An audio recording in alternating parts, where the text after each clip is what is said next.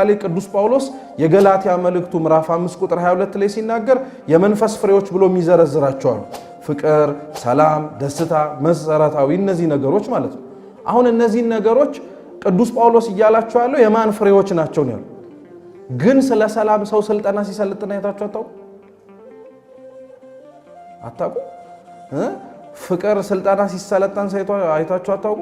እሺ ለወጣቶች ናቸው አብዛኞቻችሁ የምትታዩን፣ ግን ጉግል ላይ ምናምን ነገር ሰው እንዴት ነው የሚፈቀረው ምናምን ብላችሁ ሰርች አድርጋችሁ አታውቁ? እና 10 ግሩም እና ድንቅ የሆኑ የማፍቀሪያ መንገዶች፣ ፍቅርን የመግለጫ መንገዶች፣ ፍቅርህን ለማሳደር ምናምን ተብሎ ዝርዝር ወርዶላችሁ አታውቁ?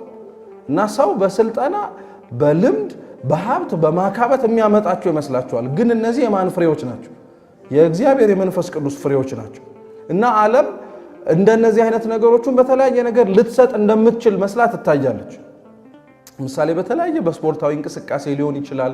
ለምሳሌ ዮጋ ሰው የሚሰራው ለምንድን ነው ሲባል የአካል ብቃት እንቅስቃሴውን ብቻ ፖስቸሩን ለመጠበቅ ሳይሆን አንደኛው በዛ ውስጥ ለማግኘት የሚፈልገው ነገር ቢኖር ምንድነው በዛ ውስጥ ያለ ሊሰማኝ ይችላል የሚባል ይሄ በመንፈስ በስጋና በነፍስ መካከል ያለ ትራንኩሊቲ ወይንም ደግሞ መስማማት፣ ሁሉም ነገር አት ኢዝ መረጋጋት አገኛለሁ ይላል። ይሰማችሁ ነው።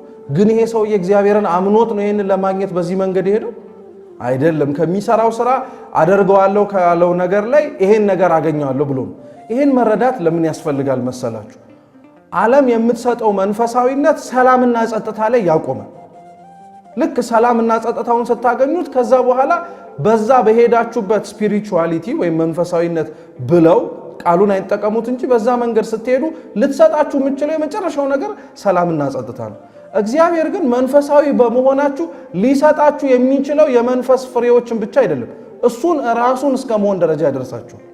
ይሰማችሁ ነው። እሱን ወደ መምሰል ደረጃ ማደግ የምትችሉበትን ህይወት ገንዘብ እንድታረጉ ያበቃችኋል። ስለዚህ የዓለም መንፈሳዊነት ማብቂያ አለው፣ ገደብ አለው፣ ወሰን አለው። ኦርቶዶክሳዊ መንፈሳዊነት ግን ወሰን ገደብ ልክ የለውም። ወሰንና ገደቡም ልኩ ምንድነው ብትባሉ እግዚአብሔርን ምን ማድረግ መምሰል። ስለዚህ መንፈሳዊነት ኦርቶዶክሳዊ መንፈሳዊነት እየተባለ የሚጠራው ይሄ ነው። ዓለም ግን ይሄንን ነገር እንደዚህ አድርጋ ማስቀመጥ ስለማትችል ከመንፈሳዊ ሀብት ወይም ከቤተክርስቲያኒቱ የሆነውን ነገር ወሰደች፣ በራሷ ደግሞ ያለውን ነገር ጨመረችበት። ቅዱስ ሄሬኔዎስ ሲናገር ምን ብሎ ይናገራል? ኑፋቄ እርቃኑን አይቆምም ይላል። ኑፋቄ በሉ እርቃኑን አይቆምም። ምን ለማለት ነው? የሆነ ክህደት በሆነ ነገር ተሸፍኖ ነው ያለው። ለምሳሌ የአርዮስ ክህደቱ ወልድን ፍጡር ነው ብሎ ክብር ይግባውና አምላካችንን ሲናገር የሸፈነው ግጥም በመግጠም ውስጥ ባለ የክህሎት የሥነ ጥበብ ዕውቀቱና ጸጋው ነበር። ሌሎቹም ቤተክርስቲያን ውስጥ የሆነ ክህደት ሲያመጡ ለዛ ክህደታቸው ምን አይነት ሽፋን ይሰጡታል? የሆነ ከእምነቱ አማኝ ጋር ሊያስማማው የሚችል ደግሞ የሆነች ድንበር ያበጁለታል። መንፈሳዊነትን በጣም መጠንቀቅ ያለብን ለዚህ ነው። ዓለም ልትሰጠን የምትችለውን ነገር እግዚአብሔርም ሊሰጠን የሚችለው ነገር ነው ብለን መነሳት የለብንም። አደራ እግዚአብሔር ሁሌም ሊሰጠን የሚችለው እንድንኖረው ያዘጋጀልን ይሄ የተቀደሰው ህይወት በፍጹም ማን ልትሰጠን አትችልም። ዓለሟ ልትሰጠን የማትችለው ህይወት ነው። ይህን ህይወት እግዚአብሔር አምላክ ለሁላችን ያድለን። መንፈሳዊነት ሌላው ማወቅ ያለብን ነገር ምንድነው? በጣም መሰረታዊ የሆነ የአኗኗር ዘይቤ ብቻ ሳይሆን የመጨረሻው ይሄንን ህይወትም የመኖር ዋነኛው አስፈላጊነቱ ራሱ የምንኖረውን እግዚአብሔርንም ጭምር እንድናይ ስለሚያደርገን። ምን ለማለት ነው? የመንፈሳዊነት የመጨረሻው ግቡ እንዳልኳችሁ እግዚአብሔርን መስሎ መኖር ነው፣ ወይም እግዚአብሔርን መምሰል። እግዚአብሔርን መምሰልና ወይንም ደግሞ ሱታፌ አምላክ ደረጃ ላይ እንደ ቅዱስ ጳውሎስ አነጋገር ደግሞ እሱ ክርስቶስን እንደሚመስለው እሱ የሚከተሉ ምዕመናንም ጳውሎስን እንዲመስሉ ይናገራል አይደል? የመንፈሳዊነት መጨረሻው ጥጉ ይሄ ነው፣ እግዚአብሔርን መስሎ መኖር ማለት ነው። እና በዚህ ህይወት ውስጥ በሚጓዝ በማንኛውም መንፈሳዊ ህይወት ላይ ለመመላለስ ማወቅ ያለበት ነገር ምንድነው? ግቡ መጨረሻው ይሄ ስለሆነ እምንለካው የመንፈሳዊ ህይወታችንን የመጨረሻውን እግዚአብሔርን ጋር አብረን ኖረናል ወይ፣ ከእግዚአብሔር ጋር አብረን መመላለስና አብረን መቆም ችለናል ወይ ብለን ነው እንጂ ጥቂት በመናገኛቸው በመንፈሳዊ ህይወት ውስጥ በመመላለሳችን እየከወናቸውና እያደረግናቸው ባሉት መንፈሳዊ ስነ ምግባራት ብቻ አይደለም። እየሰማችሁ ነው? ጾሙ፣ ጸሎቱ፣ ስግደቱ፣ ምጽዋቱ መንፈሳዊ እንድንሆን የምንወጣጣባቸው መሰላሎች ናቸው። መንፈሳዊ ከሆነም በኋላ ደግሞ አናቆማቸው እነሱ እምንወጣው የምንወርደው በእነዚህ መሰላል እየሰማችሁ ነው ጾማችሁ ያገኛችሁትን እግዚአብሔር ልክ ስታገኙት ምን ማድረግ አትቆሙ መጾም አታቆሙ መጸለይ አታቆሙ መስገድ አታቆሙ መመጽወት አታቆሙ መንፈሳዊ የሆኑ ነገሮችን በሙሉ ከማድረግ አታቆሙ ምክንያቱም እግዚአብሔርን ለማግኘት የወጣችሁበት መንገድ እና እግዚአብሔርን አግኝቻለሁ ብላችሁና እሱን መስዬ መኖር እችልበታለሁ ያላችሁበት ደረጃ ላይ በእግዚአብሔር ቸርነት መብቃትና መድረስ ስትችሉ ከታች የወጣችሁባቸው መሰላሎች በሙሉ አያስፈልጉም ወደሚል ደረጃ እንደርስ እነዛ ከታች የወጣንባቸውን ደግሞ ፍጹም ናቸው በቃ እነሱ ናቸው መጨረሻውንም አንድል ይሄንን ማወቅ የሚያስፈልገን ለምን መሰላችሁ በመንፈሳዊነት ህይወትና በመንፈሳዊነት ጉዟችን ውስጥ በጣም ቀላል የማይባል ሰው በመንፈሳዊ ህይወት ውስጥ በሚመላለስበት ጊዜ ላይ ማለት ነው በመንፈሳዊ ህይወት ውስጥና መንፈሳዊ በመሆኑ ብቻ ያ መንፈሳዊነቱ ሊያመጣለት የሚችለው ነገር አግኝቶ የሚረካ ሰው ስላለ በቃ ማለት ቢያንስ ጾምያለሁ ቢያንስ ጸልያለሁ ቢያንስ ሰግጃለሁ ቢያንስ መጽውቻለሁ እርግጥ ነው እነዚህ ነገሮች ያስመሰግናሉ እነዚህ ነገሮች ግን ያደረግናቸው ያለንበት ዋንኛው ምክንያት ትእዛዝ ስለሆኑ ሳይሆን ማን ጋር እንዲያደርሱን ስለምንፈልግ እግዚአብሔርን መስለን የመኖርን ሀብት እንዲያደርሱን የምንወጣጣባቸው እሱ ራሱ ያሳየን መንገዶች ስለሆኑ አንድ ሰው ያለ እነዚህ እግዚአብሔርን ማየት አይችልም ልክ አሁን ለምሳሌ እዚህ ያለን ሰዎች በሙሉ እርስ በርስ እንተያያለን አይደል እምታዩኝ ለምንድን ነው እኔ ነው ምን ስላላችሁ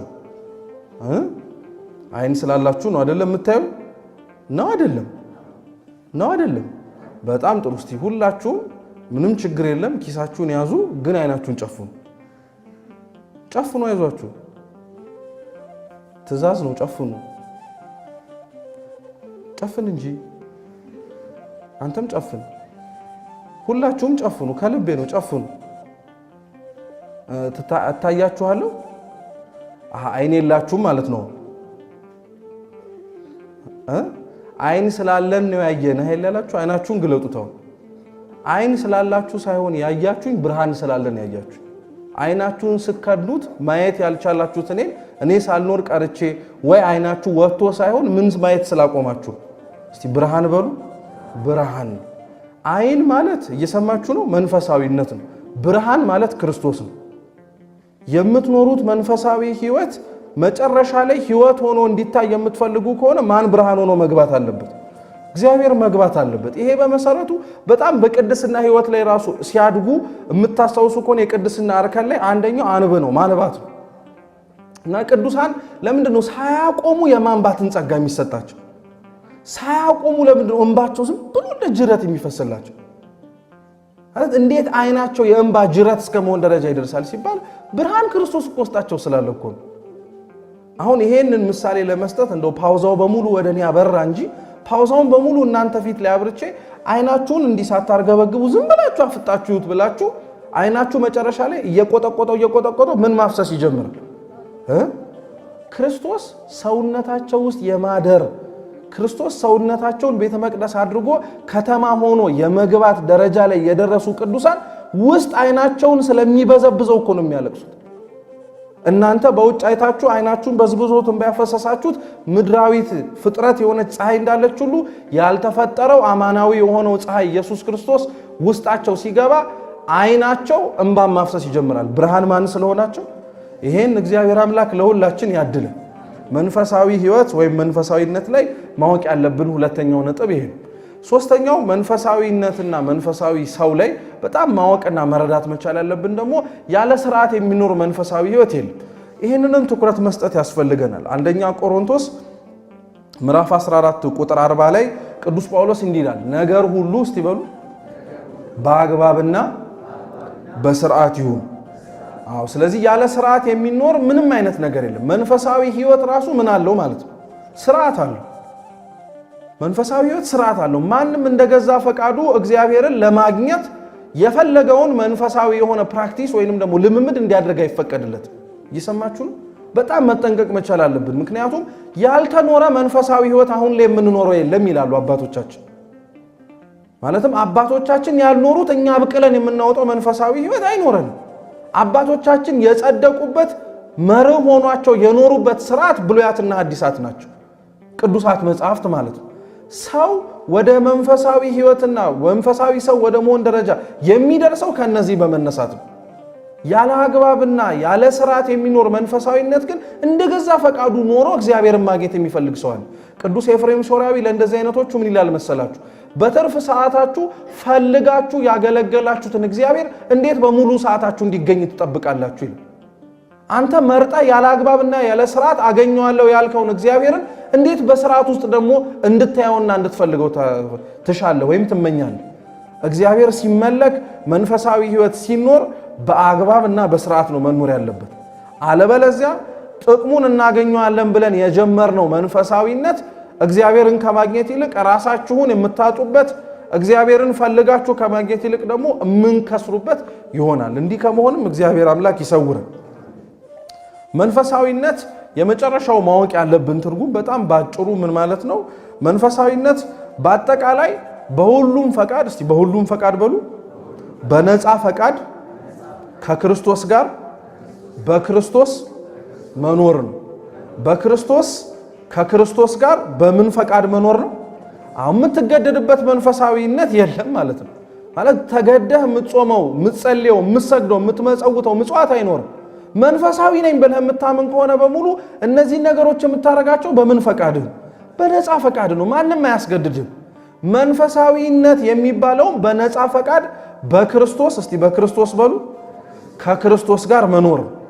በክርስቶስ መኖር ማለት እናንተ በሱ ውስጥ ትኖራላችሁ። ጌታችን ኢየሱስ ክርስቶስ ስለ ቅዱስ ሥጋውና ስለ ክቡር ደሙ የዮሐንስ ወንጌል ምዕራፍ 6 ላይ ሲናገር እንዲህ ያለው፣ ሥጋዬን የበላ ደሜን የጠጣ የምን ሕይወት አለው?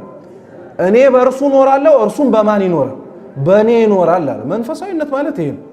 እርሱ በእኔ ይኖራል፣ እኔም በእሱ እኖራለሁ የሚለው ምን ማለት መሰላችሁ? እናንተ እግዚአብሔር በእናንተ ቢኖር ያን ያክል የሚደንቅ ነገር አይደለም። እንዲያውም በጣም የሚያስፈልግ ነገር ነው አይደል? መንፈሳዊ የሚያስብላችሁ ቅድም አይን ስላላችሁ ሳይሆን ብርሃኑ ማን ሲሆን ነው ብያችኋለሁ። ያው ስለዚህ በመንፈሳዊነት እሱ እንዲመጣ እሱ ሰውነታችሁ ውስጥ እንዲገባ መፈለግ በጣም አስፈላጊ ጉዳይ ነው። ግን ጌታችን ስለ ሥጋና ደሙ ሲናገር እርሱም በማን ይኖራል? በእኔ ይኖራል። የእኛና የክርስቶስ ግንኙነት ምን ማለት መሰላችሁ? እሱ ራስ ነው፣ እኛ ሕዋሳት ነን አይደል? እኛ በእሱ እንኖራለን ማለት እሱ በሚያዘንና እሱ ኑሩ በሚለን መንገድ ምን እናደርጋለን ማለት ነው። ያለ ስርዓትና ያለ መርህ የሚኖር መንፈሳዊነት የለም ማለት ይሄ ነው። ጭንቅላት አዞት የማይታዘዝ እጅ አለ? ጭንቅላት አዞት የማይታዘዝ እግር አለ? ጤነኛ ከሆነ ማለት ነው? የለም በፍጹም። ክርስቶስ ራስ ሆኖት የሚኖር መንፈሳዊ ነኝ ብሎ የሚያምን ሰው በሙሉ ክርስቶስ እያዘዘውና እየነገረው ያለውን ነገር በሙሉ በክርስቶስ ከክርስቶስ ጋር በነፃ ፈቃዱ የሚኖረው ህይወት መንፈሳዊነት እየተባለ ይጠራል። ይሄ መንፈሳዊነት ስለ እግዚአብሔር ካወቅነው በላይ ደግሞ ከእግዚአብሔር ጋር አብሮ መኖር ነው። በመሰረቱ መንፈሳዊነትን አባቶቻችን ሲናገሩ ምን ብለው ይናገራሉ? ቴዎሎጂ is different from theosis ይላሉ። እየሰማችሁ ነው? ቴዎሎጂ ማለት ስለ እግዚአብሔር ማወቅ ማለት ነው። ቴዎሲስ ደግሞ ማለት ከእግዚአብሔር ጋር መኖር ማለት ነው። ስለ እግዚአብሔር የምታውቁት ዕውቀት ከእግዚአብሔር ጋር አብራችሁ ይኖራችሁ እንዳይመስላችሁ በጣም መጠንቀቅ አለብን። አብዛኞቻችን ቃለ እግዚአብሔሩን መስማታችን፣ ጣዕመ ዝማሬውን መዘመራችን፣ በተለያዩ ነገሮች ውስጥ ራሳችንን ተሳታፊ አድርገን እግዚአብሔር ማን ነው ተብለን ስንጠየቅ የምንሰጣቸው መልሶች ስለ እግዚአብሔር ያወቅነው ዕውቀት ነው እንጂ እግዚአብሔርን አውቀነው አይደለም። እግዚአብሔርን ማወቅ የዕውቀት ሳይሆን የህይወት ጉዳይ ነው የሚሆን። ለዛ ነው በቅድስና እርከን ላይ ራሱ መንፈሳዊነት ሲቀመጥ በሶስት መንገድ ነው የሚመጣ። አንድ ሰው መንፈሳዊ መሆን እፈልጋለሁ፣ መንፈሳዊ ሰው መሆን እፈልጋለሁ ካለ ከኃጢአት የሚላቀቅባቸውን መንገዶች በቅድስና በሶስት መንገድ ይቀመጣሉ። ንጽሐ ሥጋ፣ ንጽሐ ነፍስና ንጽሐ ልቡና የሚባለው ማለት ነው። እስቲ ንጽሐ ሥጋ በሉ፣ ንጽሐ ነፍስ፣ ንጽሐ ከዛስ ንጽሐ ሥጋ የሚባለው በእንግሊዘኛው መንጻት ወይንም ደግሞ ፒዩሪፊኬሽን ነው የሚባለው። አንድ ሰው መንፈሳዊ ህይወትን የሚጀምረው ከመንጻት ነው። ከኃጢአትና ከነግሳንግሷ ከመለየት የሚኖርባትን ዓለም እንደማይኖርባት እስኪመስል ድረስ ንቆ በመተው ንጽሐ ሥጋ የሚባለው ፒዩሪፊኬሽን ይሄ ነው። ሁለተኛው ደረጃ ላይ ሲደርስ ደግሞ ንጽሐ ሥጋ ንጽሐ ነፍስ ላይ ይደርሳል። እስቲ ንጽሐ ነፍስ በሉ። እሱ ደግሞ ኢሉሚኔሽን ይባላል። እስቲ ኢሉሚኔሽን በሉ። ጣቢያ እንዳትቀላቅሉ፣ ያው ገብቷችኋል አይደል? ኢሉሚኔሽን ሲባል ምና እንዳትሉ ኢሉሚኔሽን ዕውቀት ማለት ነው። ወደ ማወቅ ደረጃ ይደርሳል። ይሄ የሚያውቀው ዕውቀት ደግሞ ምን አይነት መሰላችሁ? እግዚአብሔርን ከተማረው በላይ እንዲህ ነው ተብሎ ከተነገረው በላይ እንደማያውቀውና እንዳልተረዳው ማወቅ ይጀምራል። ለዛ እኮ ነው አባቶቻችን አሁን በቅዳሴ ማርያም ላይ አስተውላችሁ ታውቃላችሁ? አባ ሕርያቆስ ስለ አምላክ አንድነትና ሶስትነት ሲናገር አልሆነም የሚል አንቀጽ በጣም ይደጋግማል። እየሰማችሁ ነው? አልሆነም አይደለም ይላል። ለምሳሌ እንደ አብርሃምና እንደ ይስሐቅ እንደ ያዕቆብ የምንል አይደለም። እየሰማችሁ ነው? አይደለም ምን አመጣ? ኢሉሚኔሽን ዕውቀት ከፍ እያለ ሲመጣ ያላወቀውን ነገር ወደ ማወቅ ደረጃ ብቻ ሳይሆን ከፍ እያልክ የምትመጣው ይሄ የንጽሐ ስጋ ደረጃን አልፈህ ንጽሐ ነፍስ የሚባለው የቅድስና ደረጃ ላይ ሲደርስ እግዚአብሔር ያልሆነውንም ነገርም ጭምር ወደ መናገር ደረጃ ይመጣል። ለዛ ነው ቲዮሎጂም ሲከፈል በመሰረቱ እግዚአብሔር የሆነውንና ያልሆነውን ማጥናት ነው የሚባለው። መጀመሪያ የሆነውን ነው የምናጠነው። እየሰማችሁ ነው? ደግ ነው፣ ቸር ነው፣ ሩሩ ነው፣ እንዲህ ነው እንላለን። የሆነውን ነገር ዘርዝረን እንደማንጨርሰው ሁሉ ደግሞ በዚህኛው ጽንፍ ደግሞ እግዚአብሔር ደግሞ እንዲህ አይደለም እያለ እናገራለን። ይሄ ሁለተኛው ነው። ስለዚህ ሰው መንፈሳዊ መሆን የሚፈልግ ከሆነ መንፈሳዊ ሰው ሆኖ ማደግ የሚፈልግ ከሆነ ከኃጢአት ከተለየ በኋላ እግዚአብሔርን ወደ ማወቅ ደግሞ መደረጃ መድረስ አለበት። ሶስተኛው ንጽሐ ልቡና ነው። ንጽሐ ልቡና በሉ። እሱ ደግሞ ዲቫይናይዜሽን ይባላል። ሱታፊ አምላክ ማለት ነው። በቅድስና ከእግዚአብሔር አምላክ ጋር እሱን መስሎ የመኖር ደረጃ ላይ መብቃት። እግዚአብሔር አምላክ ይህን ለሁላችን ያድርግልን። መንፈሳዊነት በእንደዚህ አይነት መልኩ የሚታይ በእንደዚህ አይነት መልኩ የምታስተምረው የቤተ ክርስቲያናችን ትምህርት ብቻ ሳይሆን ሕይወትም ጭምር። አንድ ሰው በንጽሐ ስጋ፣ በንጽሐ ነፍስ፣ በንጽሐ ልቡና ተሻግሮ እግዚአብሔርን ወደ መምሰል ደረጃ ማደግ የማይችል ከሆነ ማደግ የማይችልበት ደረጃ ላይ ሲደርስ በጣም በሚያሳዝን መልኩ ሕይወቱን ማንቋሸሽ ይጀምራል። በጣም ቀላል የማይባል ሰው መንፈሳዊነት የሚለውን ጽንሰ ሐሳብ ባልተገባ መንገድ ይረዳል። አንዳንዶች መንፈሳዊነት የማይኖር የሚመስላቸው ሰዎች አሉ። ይሰማችሁ? የማይኖር በቃ ማለት የሆነ ጊዜ ላይ ተኖሮ አሁን ያለን ሰዎች የማንኖረውና የምንዘክረው ጉዳይ ማለት ነው። ግን መንፈሳዊነት አይደለም፣ በፍጹም የሚኖር ሕይወት ነው። እንደዛ ብሎ የሚያስብ ሰው አለ። አንዳንዱ ደግሞ መንፈሳዊነትን ያልኖሩትን ሰዎች በማየትና ያልኖሩትን ሰዎች በመመልከት የሚያጥላላውና የሚያንቋሽሸው ሰው ደግሞ አለ። ቅድም ወንድማችን መርሃ ግብር መሪው ልክ ሲናገር እንደነበረው ማለት ነው። ኖረን እግዚአብሔርን ባላሳየንበት፣ ኖረን እግዚአብሔር እንዲህ ነው ብለን ባላመላከትንበት የመንፈሳዊ ሕይወታችን ሰዎች ለካ እግዚአብሔር እውነትም ቢኖር ኖሮ ብለው እኛን ማማረሪያ ምክንያት ያደርጋሉ። እንዲህ ከመሆን እግዚአብሔር ይሰውርን። መንፈሳዊነት የሚኖር ሕይወት ነው። መንፈሳዊነት ትላንትና የነበረ ዛሬ ላይ ደግሞ ቀርቶ እንደ ትዝታ የምናወራው ነገር አይደለም። መንፈሳዊነት ይሄ ነው። ይሄ መንፈሳዊነት የሚኖረው ይሄ መንፈሳዊነት ምንም የጥቂት ሰዎች ምግባረ ብልሹነት ሕይወቱ የሌለ የሚያስመስለው ቢሆንም እንዳለ የምናምነው መንፈሳዊ ሕይወት የሚጀምረው አንድ ሰው ሆኖ በመንፈሳዊ ሕይወት ለማደግ የሚፈልግ ሰው ወደዛ ደረጃ ማደግም የሚጀምረው ደግሞ በመሰልጠን። እስቲ መሰልጠን በሉ። ይሄንን ማወቅ የሚያስፈልገን ለምን መሰላችሁ? በተለይ ወጣት የሆኑ በጣም ብዙ ሰዎች መንፈሳዊ ለመሆን ሲፈልጉ ምን አይነት ስጋት አለባቸው መሰላችሁ? መንፈሳዊ ሲሆን ይሄ ስልጡን ወደ አለመሆን የሚወርድ የሚመስለው ሰዋል። አሁን መጾሙ፣ መጸለዩ፣ መስገዱ፣ መመጽወቱ መልካም የሆኑ ህይወቶችን ለማድረግና ለመኖር መፍቀዱ አንዳንድ ሰው በቃ ወደ ኋላ የቀረ እየሰማችሁ ነው። ወደ ኋላ የቀረ ዘመናት በጣም ቀድመውት ሄዶ እሱ ግን ኋላ ቀር የሆነ አይነት ስሜት ይሰማል። ይሄ እንደ ቀላል እንዳታዩት። በጣም ብዙ ሰው መንፈሳዊ ለመሆን የማይፈልገው ከዓለም ጋር እኩል መራመድ የማይችል ስለሚመስለው በቃ እኔ መንፈሳዊ ሲሆን ኋላ ቀር ስለመሆን በጣም ዘመናዊ ለመሆን ምናዊነትን መተው አለብኝ ብሎ ያስባል። መንፈሳዊነት ምንም አያደርግልኝም ብሎ ያስባል። መንፈሳዊ ነገር ግን መሰልጠን እኮ ነው። እስቲ ስልጣኔ በሉ። ስልጣኔ መሰልጠን ምን ማለት ይመስላችኋል? መሰልጠን ወይም በጣም እገሌ ስልጡን ነው ሲባል ምን ሆነ ማለት ነው? ዘመናዊ ሆነ ለማለት እኮ አይደለም። ስልጡን ነው ማለት ቻይ ነው ማለት ነው። ለምሳሌ የቅዳሴ ማርያም ላይ አብ ወልድ መንፈስ ቅዱስ ያሰለጥናሉ ሲባል ሰምታችሁ አታውቁ? ስለዚህ ምን ያረጋሉ ማለት ነው? ዘመናዊ ያረጋሉ ለማለት ነው እንዴ? ያሰለጥናሉ ማለት ያስችላሉ ማለት እኮ ነው። ይሄንን አይነት ፕሬሸሩን አሁን የነገርኳችሁን መንፈሳዊነት ወደ ኋላ መሳብ ነው አለመሰልጠን ነው የሚለውን ህይወቱን የምትኖረው ከሆነ አብ ወልድ መንፈስ ቅዱስ ምን ያደርጉሃል? ያስችሉሃል፣ ያሰለጥኑሃል። የሚያሰለጥኑህ አንደኛ በስጋህ ላይ እየሰማችሁ ነው። ስጋህን እንድትችለው ያደርጉሃል። የሚመጣብህን መከራ በስጋህ የሚመጣውን ፍትወት እንድታሸንፍ ያደርጉሃል። ሁለተኛ ስልጡን የሚያደርጉህ ደግሞ አልሰለጠንክም ብለው በሚናገሩት ማህበረሰብ ላይ ደግሞ የበላይ እንድትሆን ያደርጉሃል። መሰልጠን እውነትም ስልጡን ሆኖ መታየት፣ ዘመናዊ መሆን፣ የተለያዩ ዘመን ያመጣቸውን ነገሮች ብቻ መናገርና መጠቀም እንዲሁም ደግሞ ማወቅ አይደለም። ስልጣኔና ስልጡን ነው። አንድ ሰው መንፈሳዊ ነው ሲባል ራሱን ችሏል፣ ራሱን ገዝቷል ማለት ነው። እግዚአብሔር ይህንን ሀብት ለሁላችን ይስጠን። እሰይ ነጋ ላመሰግን ነው።